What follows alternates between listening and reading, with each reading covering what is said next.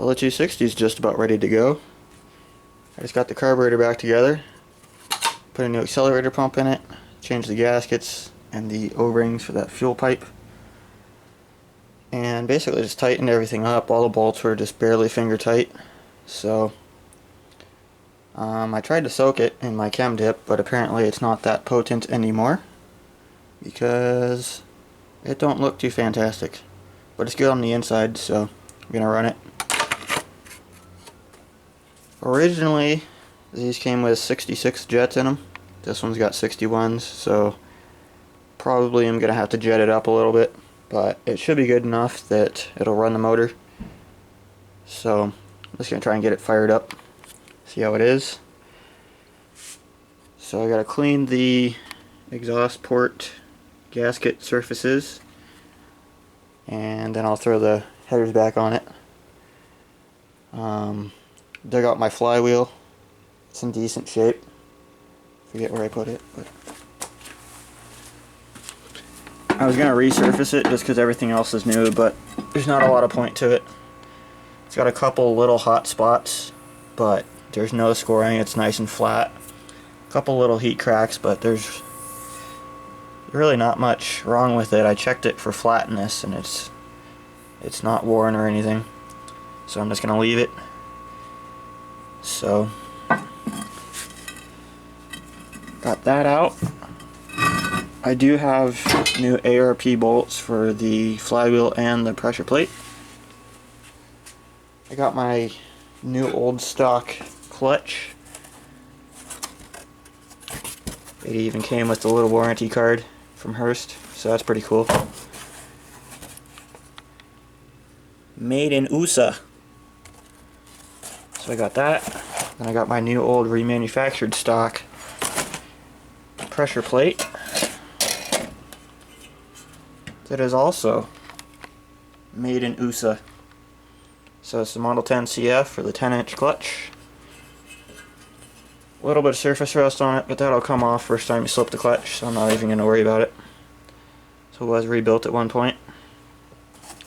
So I've got all that all ready to go. I just got to dig out my bell housing and the block plate, put that on there, and then I can bolt the starter on it.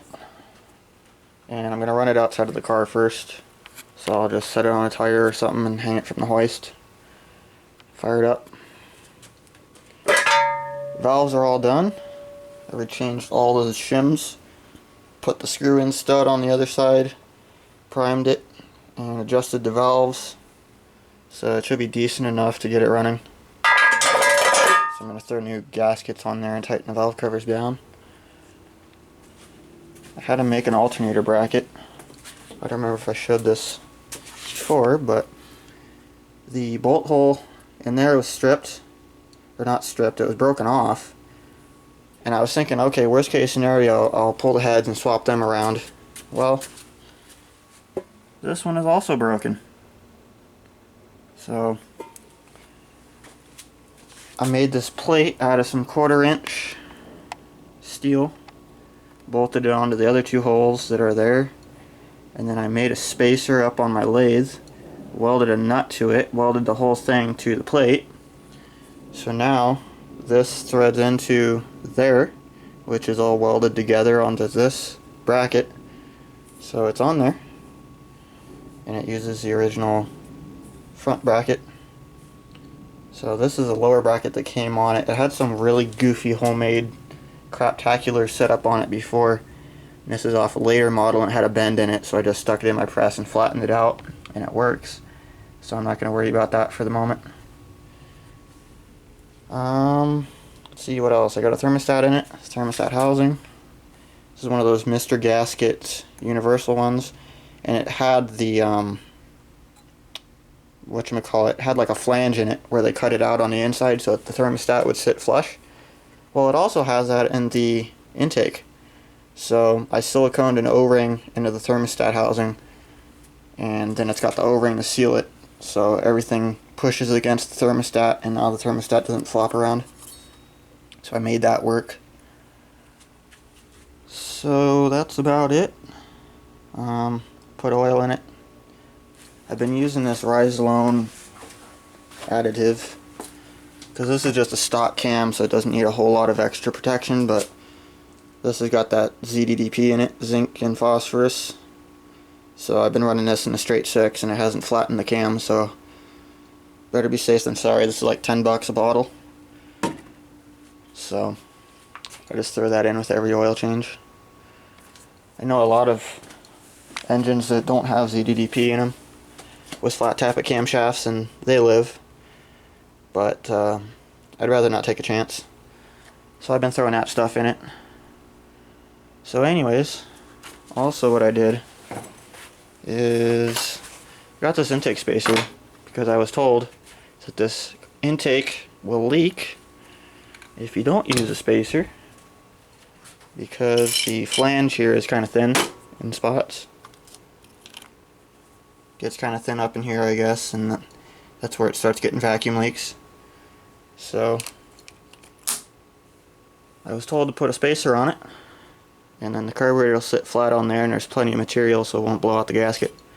But this is Mr. Gasket Special, and they geniusly milled out their logo and the part number, so it ends up the actual area that's going to seal is going to be just as bad, if not worse, as the area that was on there.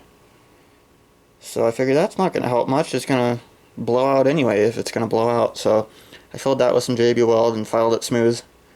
So shouldn't have any problems. I don't know if that would have been an issue, but I just didn't like the way they did that, so I did that. So that'll be on there.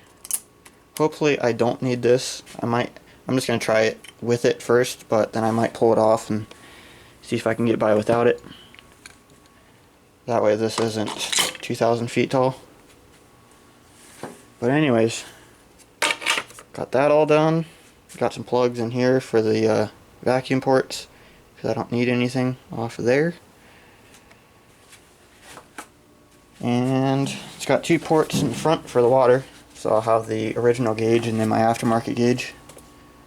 So hopefully that doesn't hit the distributor. Okay, we might have issues there, I don't know. But anyways, that's about it. Enough rambling. It's about ready to go. Basically just gotta throw some parts on it so that it'll crank on the ground, and then I will fire it up. Have a video of that soon.